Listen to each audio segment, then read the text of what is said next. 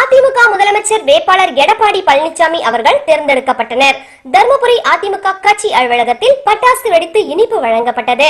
தர்மபுரி அதிமுக கட்சி அலுவலகத்தில் முதலமைச்சர் வேட்பாளர் எடப்பாடி பழனிசாமி தேர்ந்தெடுக்கப்பட்டதற்கு தர்மபுரி கட்சி அலுவலகத்தில் நகர கழக செயலாளர் பூக்கடை ரவி, மத்திய கூட்டுறவு வங்கி தலைவர் SR வெற்றிவேல் தலைமையில் புரட்சி தலைவர் எம்ஜிஆர் சிலைக்கும் மற்றும் புரட்சி தலைவி ஜெயலலிதா அம்மா சிலைக்கும் மாலை அணிவித்து பட்டாசு வெடித்து இனிப்புகள் வழங்கப்பட்டது.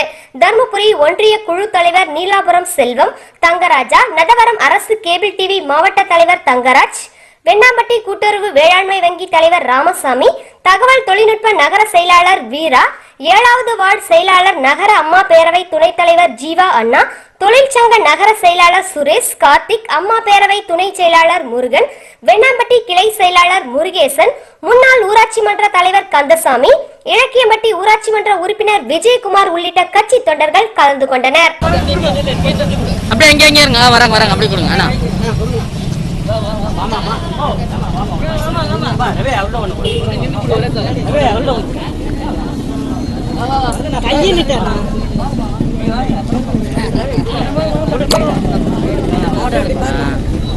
இயக்கத்தை எந்த நோக்கத்துக்கு உருவாக்குனாரோ, எத்தனை தலைவர்கள் போனாலும் தொண்டம் அப்படியே இருப்பார் இயக்கம்.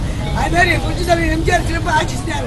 புரட்சி தலைவர் அம்மா அவர்கள் அவர் இந்த சுகபோக அனுபவத்தை எவ்வளோ அனுபவிச்சார். ஆனால் மக்களாக எம்ஜிஆர் வந்ததுனால 13 ஆண்டுகள் அந்த மாதிரி சிறப்பாக அந்த வட்டி தொட்டி போல ஏழை மக்களுக்கு எளிய மக்களுக்கு என்னென்ன போய் சேர்ந்து நல்லா சிறப்பாக ஆட்சி செஞ்சார்.